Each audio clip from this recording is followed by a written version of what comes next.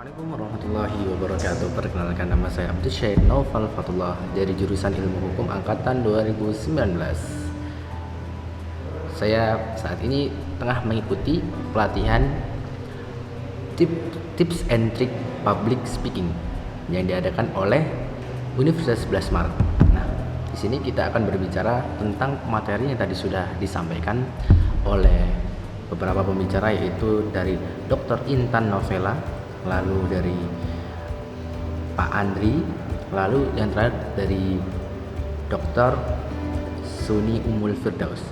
Jadi dijelaskan bagaimana mengenai pengantar public speaking, lalu mendesain public speaking yang terstruktur, lalu kita berbicara bagaimana tips-tips dalam berdebat dan berargumentasi.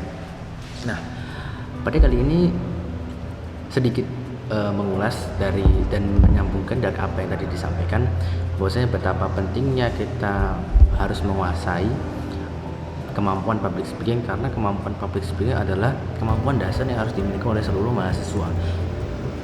Karena seluruh mahasiswa pasti akan berbicara ketika mereka akan menghadapi skripsi, tentunya ketika di sidang skripsi. Akan tetapi kalau misalnya kita tidak pernah mengasah soft skill ini, maka yang terjadi adalah kita akan tergagap-gagap ketika ditanyai pertanyaan, padahal sebenarnya kita bisa. Nah, public speaking sendiri adalah kemampuan dasar yang pasti digunakan oleh manusia dalam berkomunikasi antara individu dengan individu lain ataupun dengan individu dan kelompok. Nah, lalu ketika kita pandai berbicara selayaknya Bung Tomo, Bung Karno, Bung Hatta, sebagaimana yang tadi disampaikan, bahwasanya semakin terampil orang berbicara akan semakin menunjukkan kualitas kecerdasan dan intelektualnya. Nah, dari ini kita dapat melihat orang akan merasakan apa yang kita rasakan ketika Bung Tomo dengan kemampuan orasinya mengobarkan semangat arek-arek Surabaya untuk melawan pasukan ninja di Surabaya. Orang-orang merasakan apa yang dia rasakan.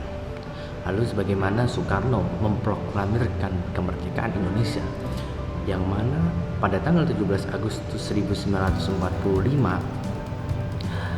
ketika diproklamirkan, seluruh rakyat Indonesia menyebarkan informasi dari apa yang diproklamirkan. Oleh karena ini, public speaking memiliki peran penting dalam skala kecil maupun skala besar. Bahkan para tokoh-tokoh nasional pasti memiliki kemampuan untuk berbicara dengan baik. Kalau kita berbicara mengenai fakta, setiap hari orang itu pasti berbicara. Secara normal seorang akan mengeluarkan puluhan ribu dan lebih dari 60% kata yang dikeluarkan tersebut akan mempengaruhi kehidupannya dan orang-orang di sekitarnya. Nah, selanjutnya ketika kita berbicara mengenai susunan, bagaimana kita berargumen, bagaimana kita mengungkapkan pendapat kita secara runtut, maka kita harus menetapkan tujuan apa sih yang ingin kita sampaikan. Sebagaimana ketika saya saat ini berbicara, yang ingin saya sampaikan bahwasanya urgensi penting dari public speaking. Lalu siapa audiensnya? Nah, karena ini video ini akan ditampilkan di YouTube, maka audiens yang melihat adalah para pegiat YouTube, para mahasiswa tentunya. Lalu persiapan materi, penampilan, dan sarana prasarana. Nah, seperti itu sedikit dari materi yang tadi disampaikan. Lalu ketika kita berbicara mengenai debat dalam hal teori, maka kita akan berbicara bagaimana kita pasti akan mencari mosi. Lalu apa tujuan debat? Nah, dan manfaat dari berdebat adalah kita melatih keberanian.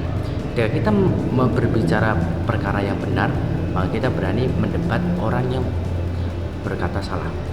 Dan dengan itu kita akan melatih berpikir kritis, bagaimana apabila kita melihat itu ada masalah, itu ada yang tidak beres, maka kita dapat mengkritisinya dengan kemampuan kita berargumentasi, memberikan pencerahan kepada orang lain, dan akhirnya ditemukanlah solusi untuk memperbaiki hal yang salah. Sekian dari saya, teman-teman, jangan lupa like, comment, and subscribe. Dadah.